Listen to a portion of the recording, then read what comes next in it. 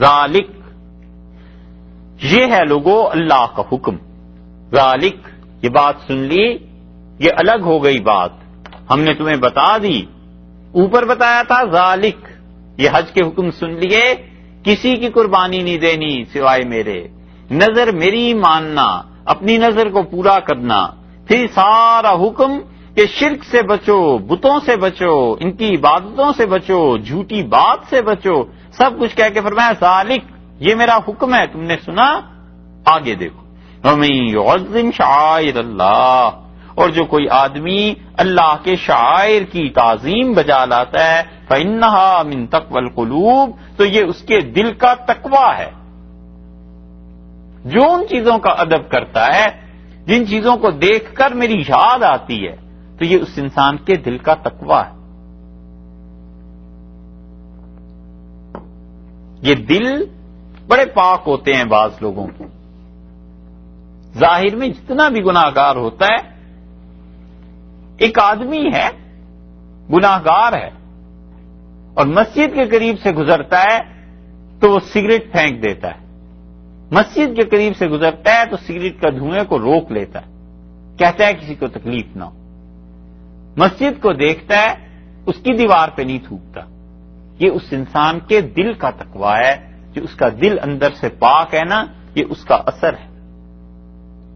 ایک آدمی زمین پہ پڑا ہوا کاغذ دیکھتا ہے، اللہ کا نام لکھا ہوا ہے، وہ کہتا ہے اس کو کسی اور جگہ اٹھا کر رکھ دو. یہ اس کے دل کا تقوی ہے. اللہ نے کہا ہے جو بھی ان چیزوں کی عزت کرتا ہے، جن چیزوں کو دیکھ کر میری یاد آتی ہے، اس شخص سے، اس انسان کے دل کا تقوی ہے، اس کا دل مجھ سے ڈرتا ہے تو ہی تو میری عزت کرتا ہے. اور اللہ کی عزت، اللہ کا ادب، اللہ کا احترام بہت بڑی چیز ہے، دل اس سے پاک ہوتے ہیں. بشر حافی رحمت اللہ علیہ ایسے آدمی تھے کہ امام احمد ابن حنبل رحمت اللہ علیہ ان کی مجلس میں جاتے تھے. تو لوگوں نے امام احمد رحمت اللہ علیہ سے کہا کہ آپ بشر کی مجلس میں جاتے ہیں جبکہ آپ خود اتنے بڑے آدمی ہیں. تو انہوں نے کہا میں اللہ کی کتاب کا واقف ہوں، خدا کی کتاب مجھے آتی ہے، اور بشر اللہ کا واقف ہے، اسے اللہ کے متعلق پتہ ہے، اس لیے اس کی مجلس میں جاتا ہوں. بشر حافی رحمت اللہ علیہ مشہور تھے بغداد میں شراب پینے میں. سب جانتے تھے کہ زندگی ایسی ہے. ان سے کسی نے پوچھا کہ آپ کی تبدیلی کہاں سے ہوئی، دل ادھر کدھر لگ گیا؟ تو انہوں نے کہا ایک دن میں پی کے نکلا، نشے میں تھا اور میرے دوست تھے تو مجھے چلنا بھی دشوار تھا، اتنی زیادہ پی لی تھی، اور میری نظر ایک کاغذ پر پڑی اور اس پہ اللہ کا نام لکھا ہوا تھا. تو میں نے اس نشے کی حالت میں اس کاغذ کو اٹھایا اور میں نے اٹھا کر کسی اوپر کی جگہ پہ رکھ دیا. گھر گیا، سو گیا. جب صبح اٹھا تو مجھے خیال آیا کہ اوہو میں نے تو خواب دیکھا ہے. اور کہتے تھے میں نے خواب میں دیکھا کہ اللہ کے فرشتے بھاگ رہے ہیں، ادھر ادھر کوئی چیز لکھ رہے ہیں. تو میں نے ایک فرشتے سے پوچھا کہ کیا ہو گیا ہے، کیا لکھ رہے ہو، کیا کاٹ رہے ہو؟ انہوں نے کہا کہ اللہ تعالیٰ نے حکم دیا ہے کہ بشر جو میرے نافرمانوں میں سے تھا اس کا نام میرے دشمنوں کی فہرست سے کاٹ دو. میں نے کہا وہ کیوں؟ تو انہوں نے کہا، دوسرے فرشتے نے مجھ سے کہا کہ اللہ نے کہا ہے اس نے ہمارے نام کا ادب کیا ہے اور اس کا صلہ یہ ہے کہ ہمارے بندے کا، اس بندے کا نام میرے دوستوں کی فہرست میں لکھو. بشر رحمت اللہ علیہ کہتے تھے بس اس سے میری تبدیلی ہو. اللہ نے اسی لیے کہا کہ جو آدمی ان چیزوں کا احترام کرتا ہے جنہیں دیکھ کر اللہ یاد آتا ہے، فَإِنَّهَا مِن تَقْوَى الْقُلُوبِ، یہ اس انسان کے دل کا تقوی ہے. ظاہر میں کتنے ہی گناہگار ہے لیکن اس کا دل متقی ہے، اس کا دل پاک ہے. اسے ماحول نے خدا کی نافرمانی پہ لے آیا ہے. جب یہ ماحول سے نکل جائے گا پھر وہ ہیرے کا ہیرا ہی ہے، پھر وہ اچھا بندہ بن جائے گا. ماحول کا اثر ہو گیا ہے جو ظاہر میں نظر آتا ہے، وگرنہ اندر سے دل اس کا بہت اچھا ہے. ایسے ہزاروں مسلمان ملیں گے جو اللہ کی بات کو دیکھ کر ادب اور احترام کرتے ہیں. کسی داڑھی والے کو دیکھ لیں، کہتے ہیں نہیں غلط بات نہیں کرو، مولانا گزر جائیں. یہ کیا چیز ہے؟ کہ اس کے دل کا تقوی ہے کہ وہ ایک چیز کو عزت اور احترام کی نگاہ سے دیکھ رہا ہے. اسی طرح کوئی اللہ کے نام پہ مانگنے چلا جاتا ہے تو کہتے ہیں کچھ نہ کچھ دو، اللہ کا نام لے رہا ہے، اللہ کے نام پہ مانگتا ہے، یہ اس کے دل میں تقوی ہے. اسی لیے اللہ نے فرمایا واتقوا اللہ الذی تساءلون بہ والارحام، اور ڈرو اس اللہ سے جس کا نام لے کر تم ہاتھ پھیلاتے ہو اور مانگتے ہو. تو اللہ ہی کا نام جو ہے اس کی وجہ سے انسان پسیج جاتا ہے. یہ سب دل کے تقوی کی باتیں ہیں. اللہ نے فرمایا جو کوئی بھی تعظیم کرتا ہے ان چیزوں کی جنہیں دیکھ کر میں یاد آتا ہوں فإنها من تقوى القلوب، یہ لوگوں کا دل ہے جو متقی ہے، یہ ان کا دل ہے جو پاک ہے. لکم فیہا، تمہارے لیے اس میں. بہت سے لوگ آپ دیکھیں گے آذان سنتے ہیں اور چپ ہو جاتے ہیں کہ اس کا دل کا تقوی ہے کہ اللہ کی بات ہے، اللہ کا نام ہے، مجھے چپ ہو جانا چاہیے. یہ مغل جو تھے اور ان سے پہلے تغلق، ان میں ایسے گزرے ہیں. التمش جو بادشاہ تھا اس کے ہاں ایک ملازم تھا اور بہت اسے پسند کرتے تھے. اور ایک دن ضرورت پیش آ گئی انہیں کسی کام کی، تو انہوں نے دیکھا یہ بھی ہے اور وہ بھی ہے، تو انہوں نے ایک اور ملازم کو کہا کہ تم یہ کام کر دو. تو جو دوسرا ان کا ملازم تھا اس کا نام تھا محمد. تو وہ کچھ دن آیا نہیں، تو التمش نے پیغام بھجوایا. انہوں نے کہا اس سے پوچھو کیوں نہیں آ رہا دربار میں، کیا ہو گیا؟ اس نے کہا اس وجہ سے نہیں آ رہا کہ آپ مجھ سے ناراض ہیں. التمش نے بلایا. انہوں نے کہا تمہیں کس سے اندازہ ہوا؟ انہوں نے کہا اس دن میں بھی تھا، فلاں بھی تھا، اور جو کام تھا وہ تو مجھے کرنا چاہیے تھا، آپ نے اس کا نام لیا. تو انہوں نے کہا میں تمہیں بتاؤں اس کی وجہ یہ ہے کہ میں نے کبھی بھی اللہ تعالی کا نام اور رسول اللہ صلی اللہ علیہ وسلم کا نام وضو کے بغیر نہیں لیا. تو اس دن میں وضو سے نہیں تھا، اس لیے میں تمہارا نام نہیں لے سکا اور میں نے دوسرے کو کہا. یہ ہمایوں بادشاہ جو تھا اس کا انتقال بھی اسی طرح ہوا کہ یہ آ رہا تھا لائبریری سے کچھ چیزوں کو دیکھ کے، ستاروں کو دیکھنا تھا اس نے، اور آذان کی آواز آئی تو یہ زینے پر بیٹھ گیا. اور اکبر کہتا تھا کہ والد کی ہمیشہ یہ عادت رہی کہ جب آذان ہوتی تھی تو چپ ہو جاتے تھے، بیٹھ جاتے تھے اللہ کے ادب اور احترام میں. تو بیٹھے، پھر کھڑے ہوئے اور سنبھل نہیں سکے اور سیڑھیوں سے گر گئے اور اس وجہ سے انتقال ہو گیا. یہ سب چیزیں بتاتی ہیں کہ لوگوں کے دلوں میں کتنا تقویٰ ہوا کرتا ہے، ان کے دل کتنے اچھے ہوتے ہیں. اس لیے کبھی بھی کسی آدمی کی ظاہر کی حالت کو دیکھ کے فوراً ہی فتویٰ نہیں دے دینا چاہیے. پتہ نہیں اس کے دل کا اللہ کے ساتھ کتنا اچھا تعلق ہو، پتہ نہیں خدا کو اس کی کون سی ادا پسند آ جائے. ایک احتمال 1,00,000 میں ایک چانس ایسا بھی ہے کہ جو آج آدمی اتنا متقی اور صاف نظر آ رہا ہے، مرتے ہوئے اس کا ایمان چھن جائے. اور ایک چیز یہ بھی تو ہے کہ جو آج ہمیں نظر آ رہا ہے یہ پب میں گیا ہوا ہے، ممکن ہے موت اس کی ایمان پہ ہو جائے. تو آدمی یہی سوچ لے کہ جب تک مر نہ جائیں تب تک کیا کہیں کہ کون بڑا اور کون چھوٹا. یہ تو موت فیصلہ کرے گی.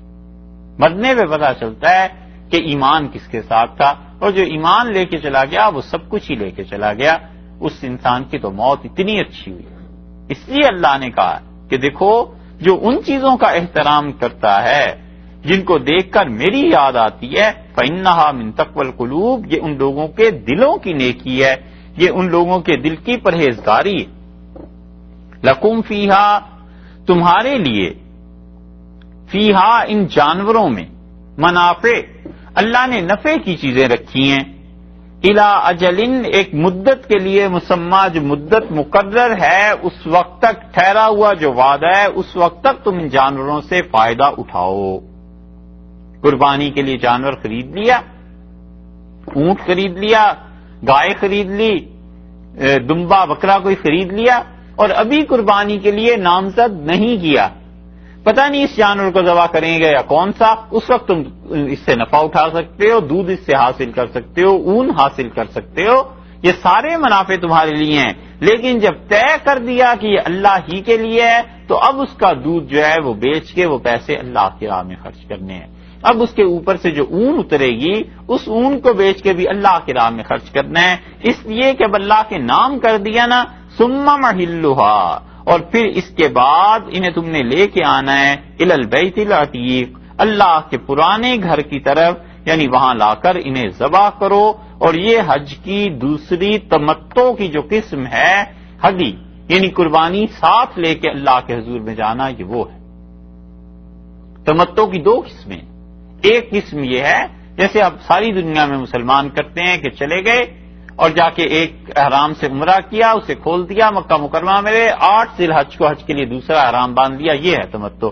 اور ایک تمتع وہ ہوتا تھا جب مسلمان دور دراز سے، خود صحابہ رضی اللہ عنہم قربانیاں لاتے تھے اور قربانی آ کر دیتے تھے اللہ کے حضور میں، وہاں پیش کرتے تھے۔ اللہ تعالیٰ نے کہا کہ اچھا پھر جب قربانی کے جانور ہیں، یہاں تمہارے لیے نفع کی چیز ہے، فائدہ اٹھاؤ، لیکن جب تم نے شعار کر لیا اس کا، جب اسے اللہ کے نام پہ کر دیا، اب تم ذات کا اپنی نفع نہ اٹھاؤ، وہ میرے لیے چھوڑ۔ وَلِكُلِّ أُمَّةٍ، اور ہر ایک امت کے لیے جعلنا منسکن، ہم نے کیا ہے قربانی کا طریقہ۔ ہر ایک امت قربانی دیتی رہی ہے، پچھلی قوموں میں بھی قربانی رہی ہے، اور وہ اپنے اپنے طریقے کے مطابق ہمارے حضور میں نظر پیش کرتے رہے ہیں۔ تمہارے لیے یہ طریقہ مقرر کر دیا کہ تم یوں نظر پیش کرو۔ اب اس لیے جو قربانی کے منکر ہیں نا، اور جو کہتے ہیں قربانی کی ضرورت نہیں ہے، کیا ضرورت ہے اتنا پیسہ خرچ کرنے کی، یہ پیسہ غریبوں کو دے دیا جائے، وہ اس آیت کا کیا جواب لائیں گے؟ اللہ نے خود کہا ہے کہ ہم نے ہر ایک امت کے لیے قربانی کا طریقہ مقرر کیا تھا، تمہارے لیے قربانی کا طریقہ یہ، اس طرح قربانی کرو۔ کتنا خون بہنا چاہیے اللہ کے راستے میں ہر سال، اللہ کو اس سے کتنی خوشی ہوتی ہے یہ اللہ ہی جانتا ہے۔ کتنی جگہ پانی سمندر میں جا کے گرتا ہے، اور آپ محکمہ موسمیات والوں سے پوچھیں کہ صاحب اس پانی کو روک دیں، وہ کہتے ہیں بالکل نہیں، اس کے گرنے سے فضا میں تبدیلی پیدا ہوتی ہے، اس کے گرنے سے پورا جو ماحول ہے، علاقہ ہے، متاثر ہوتا ہے، ہوا میں نمی کا، ٹیمپریچر کا فرق پڑ جاتا ہے، اس لیے یہ ایک نیچرل پروسیس ہے، اسے ہونے دیں۔ اسی طرح اس خون کا بہنا، جانوروں کا اللہ کے نام پہ قربانی کا ہونا، یہ ضروری ہے۔ اللہ نے فرمایا ہم نے ہر امت کو یہ مقرر کر دیا تھا کہ کیسے تم ہمارے حضور میں نظر پیش کرو۔ اور جتنے یہ قربانی کے جانوروں کا انکار کرتے ہیں، ان ظالموں کی نظر اور چیزوں پہ نہیں جاتی، خود زندگی میں جتنے تعیشات کر لیں اس پہ نہیں پتا چلتا کہ اچھا یہ پیسہ غریبوں کے کام آ جاتا۔ ایک گاڑی سے گزارا ہو سکتا ہے، 2 رکھی ہوئی ہیں بھی، ایک بیچ دو، غریبوں کو دے دو، اس پہ نہیں، کان ٹوٹے گی اس پہ کہ جا کے شریعت کو بدلو کسی طرح سے۔ اور اس سال ایسے لوگ بھی ملے جنہوں نے کہا صاحب اگر ہم قربانی کی بجائے سونامی میں پیسہ دے دیں تو کیسا؟ ہم نے کہا بھائی قربانی کرو، اور ایسی قربانی نہ کرو کہ ₹1,00,000 کا جانور لے لیا، یہ بھی فضول بات ہے۔ جو مناسب قربانی ہے وہ بھی کیجئے، وہاں بھی پیسہ دیجئے۔ جو چیزیں اللہ نے ضروری قرار دی ہیں ان چیزوں کو تبدیل کرنے کی اگر لوگ انہی مصلحتوں سے اجازت لیتے رہیں تو پھر کل کو کوئی کہے گا کہ جی نماز کا کیا ہے، نماز چھوڑ دیں، کسی غریب کے لیے اتنا وقت لگا لیں۔ حج کیوں کرنے جاتے ہیں لوگ؟ ایک صاحب نے پوری قرآن پاک کی تفسیر لکھی، اور ہم نے ان کی تفسیر جب پڑھی تو انہوں نے سب سے کمال کی جو چیزیں لکھی اس میں بیت اللہ کا نقشہ بھی تھا۔ انہوں نے کہا بیت اللہ کا نقشہ سیاہ رنگ ہے، غلاف ہے، جاتے ہیں ایسا نظر پہ اثر پڑتا ہے، نظر کمزور ہوتی ہے، بیت اللہ کو بلو کلر کا بنانا چاہیے۔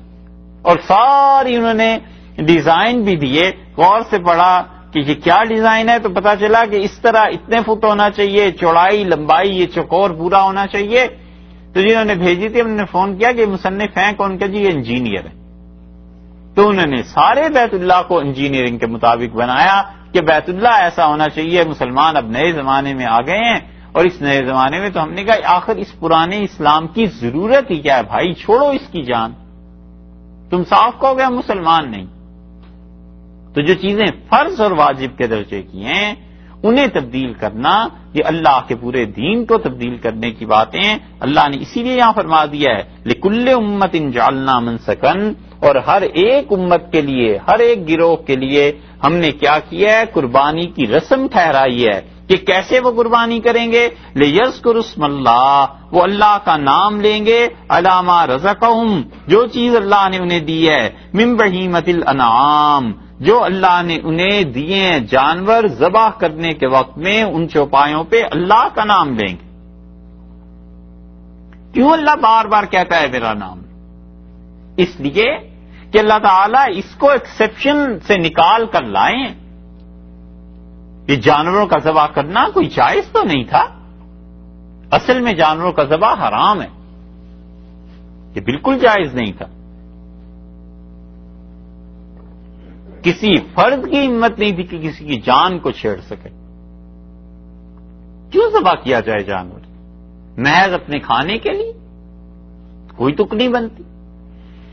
اسی لیے رسول اللہ صلی اللہ علیہ وسلم نے فرمایا کہ ایک چڑیا اللہ سے قیامت میں شکایت کرے گی، نسائی کی روایت میں آتا ہے اس آدمی کو جہنم میں پھینک دیں گے، اور وہ چڑیا اللہ سے کہے گی کہ اللہ اس آدمی نے مجھے مارا اور نہ ہی تو اس نے میرا گوشت کھایا، نہ اس سے کچھ نفع ہوا، تو خام خواہ اس سے میری جان لے لی۔ اللہ تعالیٰ اس ظلم کی وجہ سے اسے جہنم میں پھینکیں گے۔ جا رہے ہیں خام خواہ پتھر اٹھا کر دے مارا، ایک جان چلی گئی نا، ہے تو روح ہی، چڑیا ہو، چیونٹی ہو، انسان ہو، کچھ ہو، زندگی تو زندگی ہے۔ اس لیے فقہا نے اسی لیے تفصیل سے لکھا ہے، خاص طور پہ الاشباہ والنظائر میں ابن نجیم رحمۃ اللہ علیہ نے، کہ دو چیزیں اصل میں حرام ہیں۔ اب غور کیجئے، ایک چیز ہے ساری حلال اور جائز چیزیں، یہ الگ بات ہے۔ ایک چیز ہے ایکسیپشن سے کسی چیز کو لے کے آنا، تو وہ کتنی مجبوری سے لائی جاتی۔ ایک ہے کسی کمپنی میں لوگ کام کر رہے ہیں، اور ایک ہے کسی آدمی کو اس کے عہدے سے اٹھا کر لانا کہ آپ یہاں پہ بھی کام کیجئے، وقتی طور پہ مجبوری پیش آ گئی ہے، تو یہ دونوں کے حکم میں فرق نہیں ہونا چاہیے۔ ساری کھانے کی چیزیں جائز، حلال، حتیٰ کہ کوئی بسم اللہ نہیں بھی پڑھتا تو کراہت کا کام کرتا ہے، اچھا کام نہیں کرتا، مگر ہے تو جائز نا، کھانا کھانا، پانی پینا۔ ایک ذبح ایسی چیز ہے جو ایکسیپشن سے نکال کر لائی گئی ہے، حرام سے اسے حلال کیا گیا ہے، وگرنہ چیزیں باقی ساری حلال تھیں۔ ایک نکاح اور ایک جانوروں کا ذبیحہ، یہ دونوں حرام تھے، کوئی تک نہیں بنتی کہ ایک مرد اور عورت کا آپس میں تعلق قائم ہو جائے۔ وہ بھی حرام تھا اس لیے کہ زنا حرام ہے، بدکاری حرام ہے، الیاذ باللہ، استغفر اللہ، وہ بدکاری حرام ہے، اسی طرح جانور کا ذبیحہ حرام۔ اللہ نے کیوں ان دو چیزوں کی اجازت دی ہے؟ اس لیے کہ بدکاری میں بھی وہی ہونا ہے جو نکاح کے بعد ہونا ہے، اور جانور کا ذبح اس میں بھی یہی ہے، قتل بھی یہی چیز ہے۔ اللہ تعالیٰ نے ان دونوں کی اجازت دی انسانوں کی ضرورت کو دیکھ کے، ان کی مجبوریوں کو دیکھ کے۔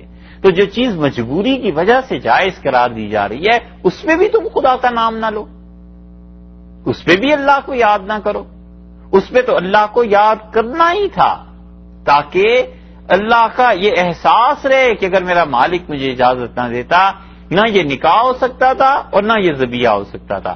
اسی لیے رسول اللہ صلی اللہ علیہ وسلم نے فرمایا، آپ سے پوچھا گیا کہ دعا کب قبول ہوتی ہے، تو آپ نے کہا نکاح کی مجلس جو ہے اس میں اللہ کے فرشتے آتے ہیں، اور اس کے آخر پر جو دعا ہوتی ہے فرشتے اس پہ آمین کہتے ہیں، وہ دعا قبول ہوتی ہے۔ ہمارے یہاں تو یہ مذاق کی چیزیں ہو گئی نا، کھیل تماشا، فلمیں بن رہی ہیں، اور دعا سے زیادہ جلدی یہ ہوتی ہے کہ کسی طرح دلہا سے گلے مل لیں۔ یہ ساری چیزیں اب انہی تماشوں میں آ گئیں۔ اصل میں یہ عبادت تھی نکاح، اور جانور کا ذبیحہ یہ بھی عبادت کی چیز تھی۔ لوگوں نے ان دونوں چیزوں کو کھیل بنا لیا، اللہ نے اسے حرام سے نکال کے حلال میں داخل کیا تھا۔ اس لیے اللہ بار بار کہتا ہے کہ جانوروں کا ذبح کرنا یہ ایک جان کا لینا ہے، میرا نام لو، تاکہ تمہیں احساس رہے ہمیشہ کہ اللہ نے کرم کیا ہے، اگر وہ اجازت نہ دیتا تو میں ایک جان کیسے لے سکتا تھا۔ اگر ایک جان لینا مجبوری کے تحت ہی جائز ہے، ایک مجبوری کی سچویشن آ بھی ہو تو قربانی اگر جیسے ثواب ہے اور ایکچولی اچھی چیز قرار دی جاتی ہے نا، تو اس کو کیسے ایکسپلین کریں؟ میں تو اصل بات کر رہا ہوں ذبح کی، کہ ذبح جو ہے نا یہ اللہ تعالیٰ نے احسان کیا، تو اسی کے ضمن میں قربانی بھی آ گئی کہ کہا اچھا جانور کو ذبح کرنے کی اجازت ہے، اور اس عقیدے کے تحت میرے لیے کرو گے، اس سنت کے مطابق کرو گے تو یہ اور مزید ثواب کی چیز آ جائے گی۔ وَلِكُلِّ أُمَّةٍ جَعَلْنَا مَنسَكًا، اور ہم نے ہر ایک امت کو بتا دیا تھا قربانی کا طریقہ، لِيَذْكُرُوا اسْمَ اللَّهِ عَلَىٰ مَا رَزَقَهُم مِّن بَهِيمَةِ الْأَنْعَامِ، تاکہ وہ اللہ کا نام لیں ان چوپایوں پر جنہیں وہ ذبح کرتے ہیں، فَإِلَٰهُكُمْ إِلَٰهٌ وَاحِدٌ، لوگو اللہ تمہارا ایک ہی ہے۔ پھر آ گئی نا بات کہ کہیں ایسے نہ ہو جانور کو میرے علاوہ کسی اور کے نام پہ ذبح کر دو، یاد رکھو اللہ تمہارا ایک ہی ہے، جانور کا بھی وہی پروردگار ہے، تمہارا بھی رب وہی ہے، کہیں ایسے نہ ہو اس کو بھول جاؤ۔ فَلَهُ أَسْلِمُوا، اور خاص طور پر اسی کی فرما برداری کرنا، خاص طور پہ اللہ کے لیے اپنے آپ کو جھکا دینا۔ وَبَشِّرِ الْمُخْبِتِينَ، اور آپ بشارت دیجئے ان لوگوں کو المخبتین جو عاجزی کرنے والے۔ مخبتین مخبت کی جمع ہے، اور اخبات کہتے ہیں کسی ایسی زمین میں جو پست نشیب کی زمین ہے، اس زمین میں جانا۔ تو مخبتین کا مطلب یہ ہوا کہ وہ لوگ جو اپنے آپ کو جھکانے والے ہیں، جو عاجزی کرنے والے ہیں، اللہ کے سامنے جری اور دلیر بننے والے نہیں ہیں، ان لوگوں کو بشارت دینا، ان لوگوں کو بتانا خوشخبری کی بات۔ اور یہ کون ہے؟ الذین، وہ لوگ اذا ذکر اللہ، جب اللہ کا نام لیا جاتا ہے، جب اللہ کی یاد آتی ہے، اللہ تعالیٰ کا نام جب لیجئے تو کیا ہوتا ہے؟ وجلت قلوبہم، ان کے دل ڈر جاتے ہیں، دہل جاتے ہیں، ان کے دل سہم جاتے ہیں جب اللہ کا نام لیا جاتا ہے، ان پر ذوق طاری ہو جاتا ہے، ان کا شوق طاری ہو جاتا ہے اللہ کی محبت میں۔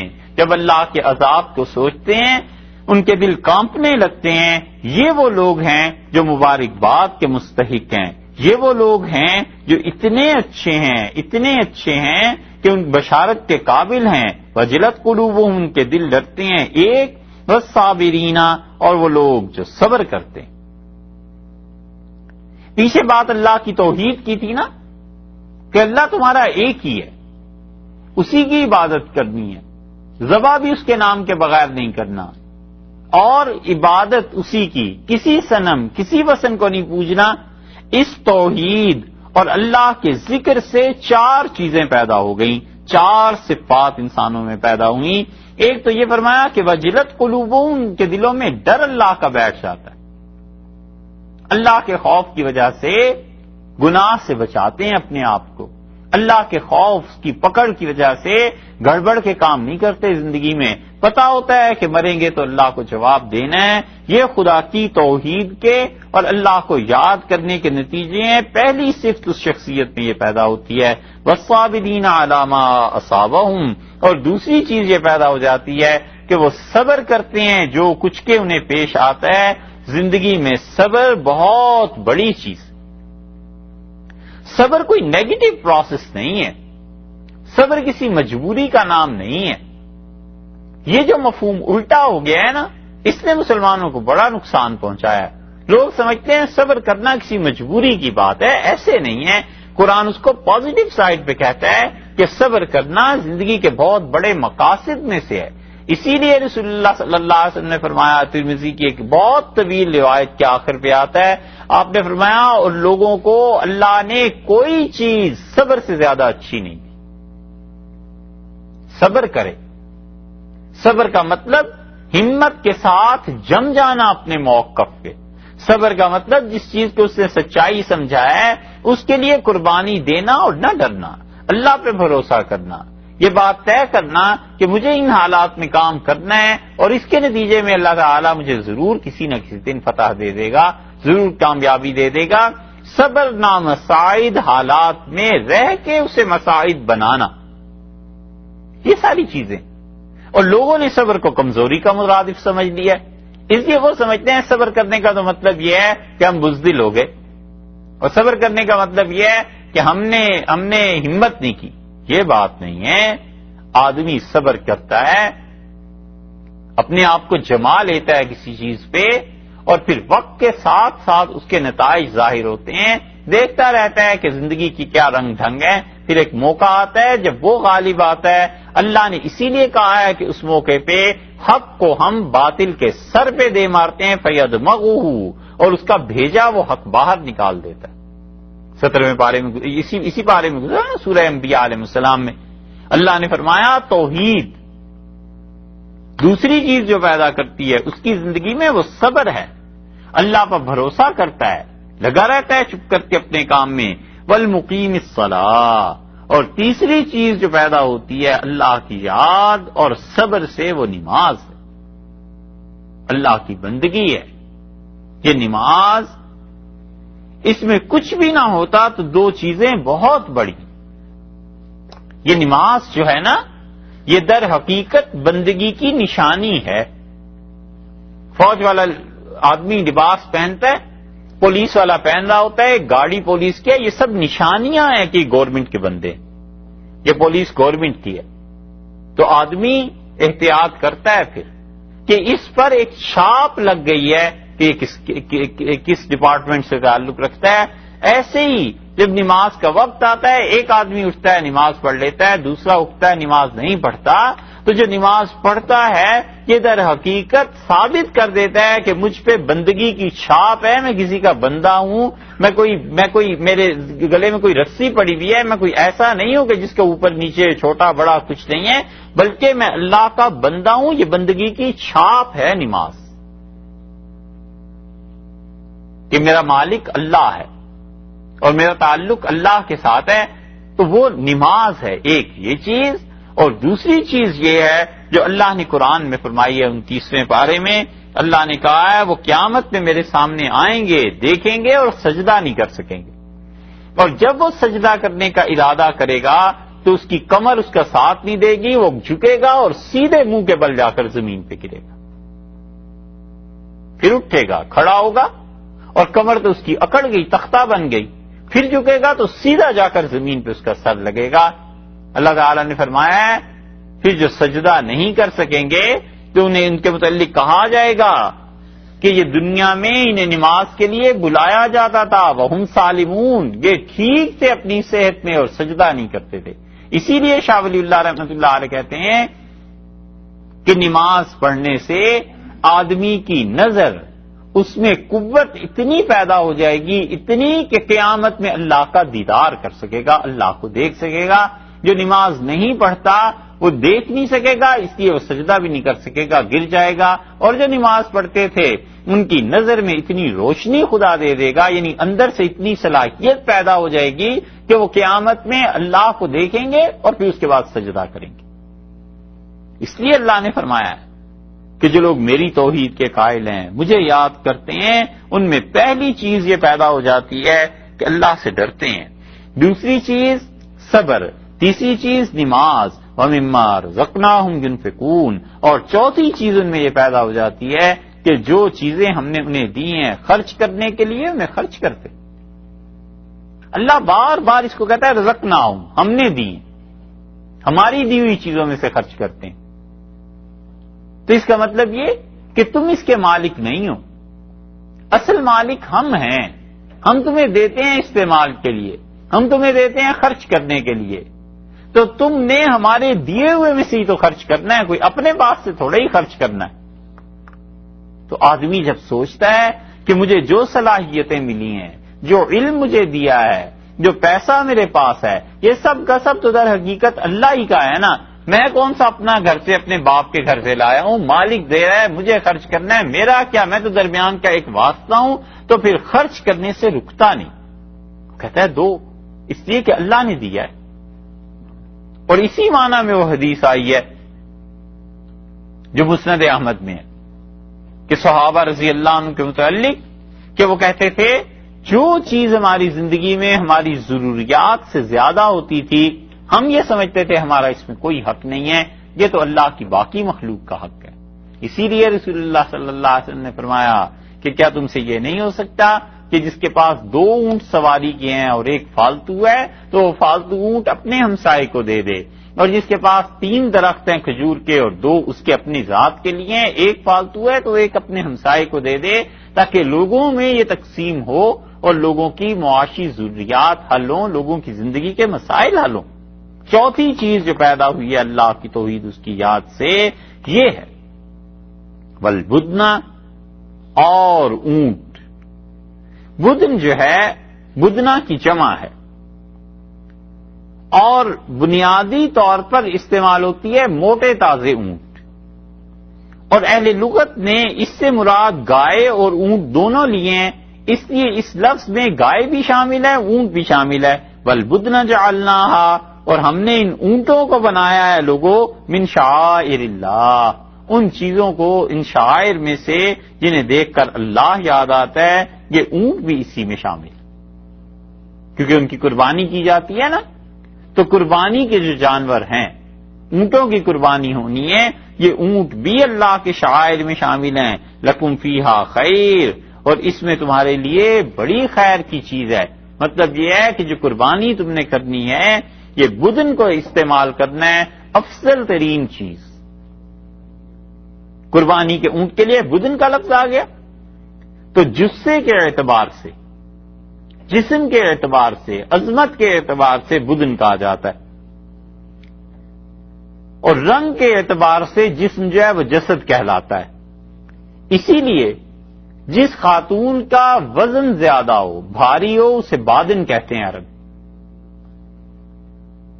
اور جو اونٹ بہت اچھے، بہت موٹے تازے، بہت فربا ہوتے ہیں ان کے لیے یہ بدنا کا لفظ استعمال ہوتا ہے۔ اور رسول اللہ صلی اللہ علیہ وسلم نے یہ لفظ ایک جگہ استعمال فرمایا ہے۔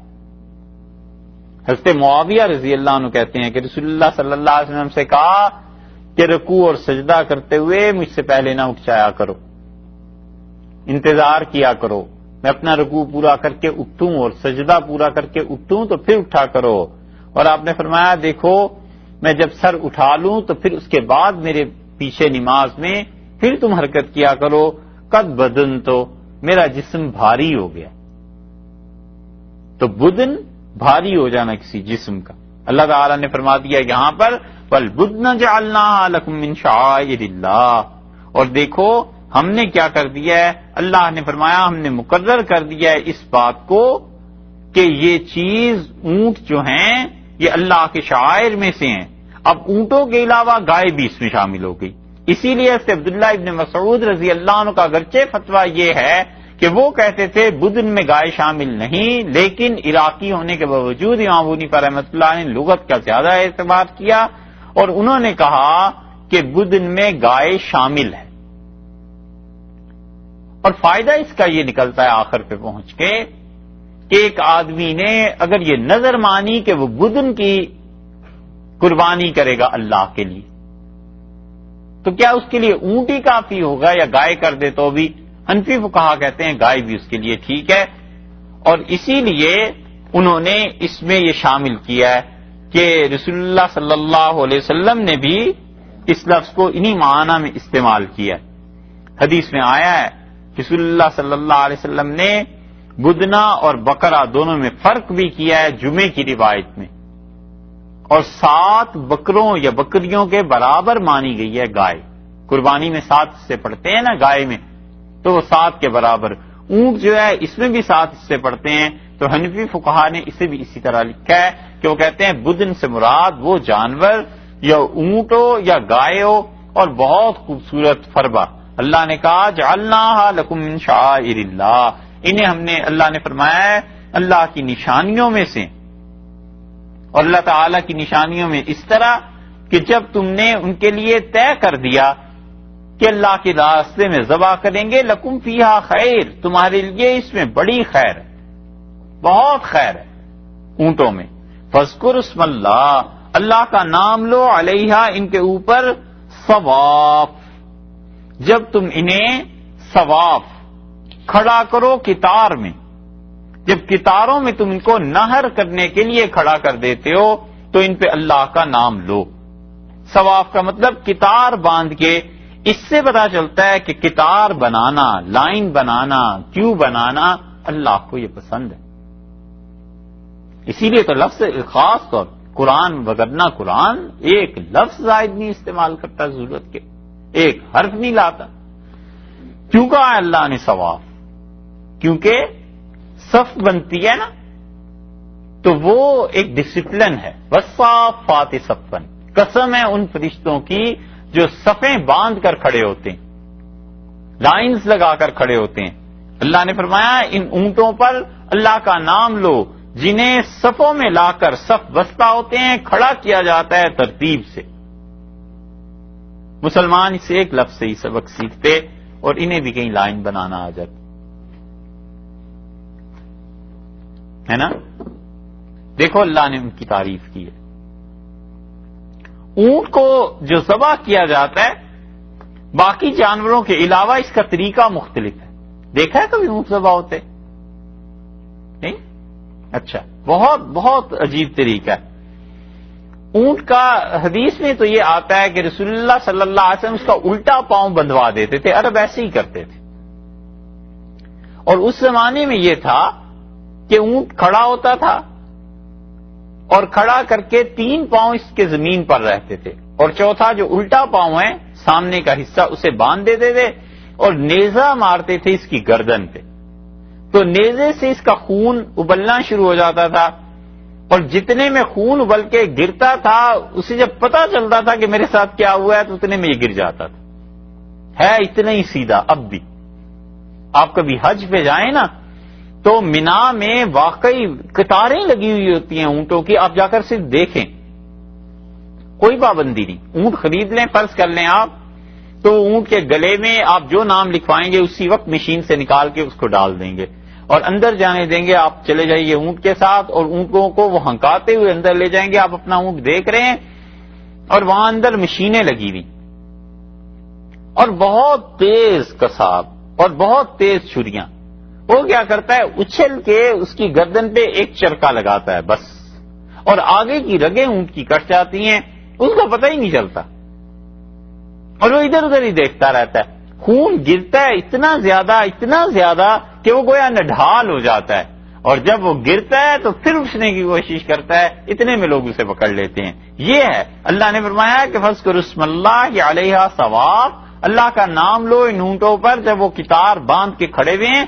فَإِذَا وَجَبَتْ، اور جب گر پڑے وہ جنوبها، اپنی کروٹ کے بل. تو اگر پہلے سے بیٹھا ہوا ہوگا تو پھر کیسے گرے گا؟ یہ تو کھڑے سے ہی گرنا ہے نا اس نے. تو معلوم ہوا کہ ان کو ذبح کرنے کا طریقہ ایک الگ ہے. اسی لیے جتنی لمبی گردن والے ہیں ان میں اونٹ ایسا ہے جسے ذبح اس طرح سے کیا جائے گا. وگرنہ شتر مرغ ہے، زرافہ ہے، یہ ساری چیزیں ہیں جو جائز ہیں کھانا ان کا، لیکن اس سے ذبح گردن سے کیا جائے گا. اونٹ کے لیے یہ سنت ہے کہ اس کو کھڑا کر کے نہر کیا جائے، کھڑا کر کے ذبح کیا جائے. اور گائے اور بکری کے لیے سنت ہے کہ انہیں لٹا کر ذبح کیا جائے. کوئی بات اس میں ہیں؟ شتر مرغ کو لٹا کے فَإِذَا وَجَبَتْ، اور جب وہ اونٹ گر پڑے تو پھر کیا کرو؟ اللہ تعالیٰ نے فرمایا کہ فَإِذَا وَجَبَتْ جُنُوبُهَا، جب وہ گر پڑے تو فَكُلُوا مِنْهَا، کھاؤ اس سے. یعنی مستحب ہے، بہتر ہے تمہارے لیے، اللہ کے نام پہ ہے، اللہ کے شعائر میں سے ہے اونٹ. جب تم نے اسے قربانی کے لیے الگ کر دیا ہے تو بہت اچھی بات ہے، تم اس سے کھاؤ. اور اس کے ساتھ ساتھ وَأَطْعِمُوا الْقَانِعَ وَالْمُعْتَرَّ، اور کھلانا اس کو بھی جو قانع ہے. قانع جو قناعت کرنے والا ہے، جو کچھ تم اسے دے دو گے وہ اس سے زیادہ کا مطالبہ نہیں کرے گا، چپ کے لے کے چلا جائے گا. القانع جو مانگتا ہے لوگوں سے مگر قناعت کے ساتھ، اللہ نے کہا اس کو کھلانا. والمعتر، اور وہ معتر، وہ معتر جو ہے وہ آترہ، بے قرار ہو کے مانگے، جس کو سخت مجبوری ہے اور بار بار مانگتا ہے، ان دونوں کو کھلانا. دونوں کا حق ہے. کچھ لوگ چپ رہیں گے، کچھ نہیں مانگیں گے، انہیں بھی دے دینا. اور کچھ لوگ اپنی بے قراری کا اظہار کریں گے، انہیں بھی دے دینا. یہ دونوں چیزیں تم نے کرنی ہیں اور دونوں کو تم نے کھلانا ہے. کذالک، بالکل اسی طرح سخرناہا لکم، ہم نے یہ جانور جو ہیں وہ تمہارے لیے مسخر کر دیے ہیں، ہم نے یہ جانور جو ہیں تمہارے لیے دے دیے ہیں، لعلکم تشکرون، تاکہ تم اللہ کا شکر ادا کرو، اللہ تعالیٰ کی مہربانی، اللہ کی عنایت کو یاد کرو، اللہ نے یہ چیزیں تمہیں دے دی ہیں۔ یہ جانور جو اونٹ ہے کسی کے قابو اور قبضے میں آ سکتا تھا، یہ ہم نے مہربانی تم پر کی ہے اور تمہارے لیے آسان کر دیا ہے، خود بھی کھاؤ اور ان کو بھی کھلاؤ، کانے کو اور معتر کو۔ لن ینال اللہ، ہرگز نہیں پہنچتا اللہ تک لحومھا، ان اونٹوں کا گوشت، تمہاری قربانیوں کا، ولا دماؤھا، اور نہ ہی اللہ تک پہنچتا ہے ان کا خون، ولیکن، بلکہ اصل حقیقت یہ ہے کہ ینالہ التقوی منکم، اللہ تعالیٰ تک تو پہنچتا ہے تمہارے دل کا ادب، وہ جو دل میں تمہارے اخلاص ہے نا وہ اللہ تک پہنچتا ہے، باقی کوئی چیز اللہ تک نہیں پہنچتی۔ یہ آیت میں رد ہے ان کی ایک رسم کا، جب یہ اللہ کے لیے ذبح کرتے تھے، بتوں کے لیے ذبح کرتے تھے حج کے موقع پہ، تو قریش عرفات میں نہیں جاتے تھے، یہ منا پہنچ کے رک جاتے تھے قریش، اور کہتے تھے عرفات میں اور آگے مزدلفہ میں تو وہ جائیں جو گناہگار ہیں، ہم کیوں جائیں، ہم تو پاک ہیں۔ اور کبھی کہتے تھے یہ جو باہر والے آتے ہیں یہ جائیں گے آگے مزدلفہ اور عرفات میں، ہم لوگ نہیں جاتے۔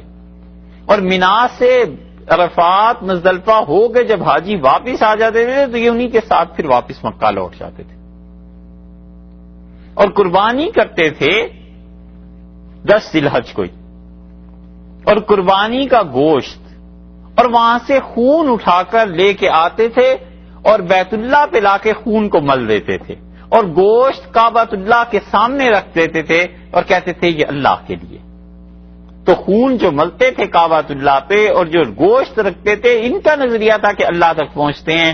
اللہ نے فرمایا لن ینال اللہ لحومھا ولا دماؤھا، لوگو یہ گوشت اور یہ ان کے خون یہ ہم تک نہیں پہنچتے، ہم تو تمہارے دلوں کا ادب دیکھتے ہیں کہ کس کے دل میں ہماری کتنی یاد ہے، کس کا دل ہمارے ساتھ لگا ہوا ہے۔ وبشر المحسنین، نہیں کذالک سخرھا لکم، اور اسی طرح اللہ تعالیٰ نے کیا کیا ہے، ان جانوروں کو تمہارے بس میں دے دیا ہے۔ اوپر بھی فرمایا تھا، یہاں پھر دوبارہ فرما دیا ہے کہ ہم نے ان جانوروں کو تمہارے بس میں دیا ہے لتکبروا اللہ، تاکہ اللہ کی تکبیر پڑھو، علی ما ھداکم، جیسے اللہ نے تمہیں ہدایت دی ہے، خدا کا نام لو ان جانوروں پہ، اللہ کی تکبیر بلند کرو، اللہ کا نام بلند کرو۔ اسی لیے پڑھتے ہیں نا بسم اللہ اللہ اکبر،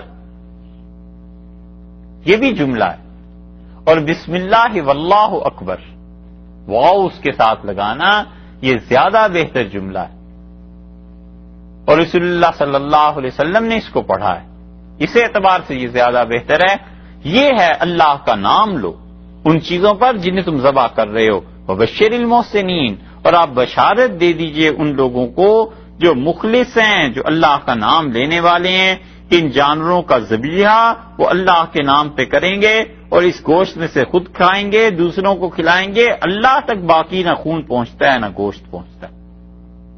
اور یہ رد ہے ان گمراہ فرقوں کا بھی جو بہت سی چیزیں اپنے معبودوں کے لیے رکھتے تھے اور ان کا خیال یہ تھا کہ یہ چیز بے عین ہی ان تک پہنچ جائے گی، یہاں جو چیز ہم رکھ رہے ہیں یہی چیز آگے ان کو مل جائے گی۔ حتیٰ کہ مسلمانوں میں بھی ایسے جاہل گزرے ہیں جو کہتے تھے اس چیز پہ ایصال ثواب کرنا چاہیے جو حضرت کو پسند تھی، جو بزرگوں کو پسند تھی، انہیں پلاؤ پسند تھا تو پلاؤ پہ ہی بس ایصال ثواب کرنا چاہیے، انہیں فلاں چیز پسند تھی تو اس پہ ایصال ثواب کرنا چاہیے، جیسے کہ یہ چیز فوری طور پہ ایسے ہی لے جا کے ان کے سامنے پیش کر دی جائے گی۔ اللہ نے ان سب چیزوں کا رد کر دیا، اللہ نے کہا ہم تو دلوں کے تقویٰ کو دیکھتے ہیں۔ ان اللہ، اور بلا شک و شبہ اللہ، یدافع، وہ ہٹا دیتا ہے، ہٹا دے گا، ان الذین آمنوا، ایمان والوں سے ہٹا دے گا ان کافروں کو جنہوں نے اس کا راستہ روک لیا ہے۔ آج جہاں سے آیات شروع کی تھی وہاں آ گیا تھا، اللہ تعالی نے فرمایا تھا کہ وہ لوگ جو کفر کرتے ہیں اور اللہ کی راہ کو روکتے ہیں اور خاص طور پہ خدا کے حرم سے روکتے ہیں، یعنی وہ بہت برے لوگ ہیں، یہاں آ کے صحابہ رضی اللہ عنہ کو خوشخبری دے دی، اور اللہ نے کہا ان اللہ یدافع، اللہ تعالیٰ دور کر دے گا ان لوگوں کو عن الذین آمنوا، ایمان والوں سے، یعنی بیت اللہ کی راہیں کھل جائیں گی اور ہر شخص حج اور عمرے کے لیے جا سکے گا، اور کوئی آدمی نہیں ہے جو انہیں روک سکے، خدا ان کافروں کو یدافع ہٹا دے گا، ایک طرف کو کر دے گا۔ اور اللہ کا یہ وعدہ صحابہ کرام رضی اللہ عنہ کے ساتھ پورا ہوا، اور اللہ نے ایمان والوں کے لیے راہیں کھول دیں۔ 7 ہجری میں چلے گئے پھر عمرہ کرنے کے لیے، اور 8 ہجری میں مکہ مکرمہ فتح ہو گیا، اور پھر تو اس کے بعد اللہ نے سب کے لیے آسانی کر دی۔ اللہ نے فرمایا اور پھر دیکھو ان اللہ لا یحب، اللہ تعالیٰ بالکل پسند نہیں کرتا کل خوان، ہر اس آدمی کو جو دغا دیتا ہے، دھوکہ دیتا ہے۔ اسی لیے ایک جگہ فرمایا وَأَنَّ اللَّهَ لَا يَهْدِي كَيْدَ الْخَائِنِينَ، اور اللہ دھوکہ دینے والے کے کام کو پورا نہیں کرنے دیتا۔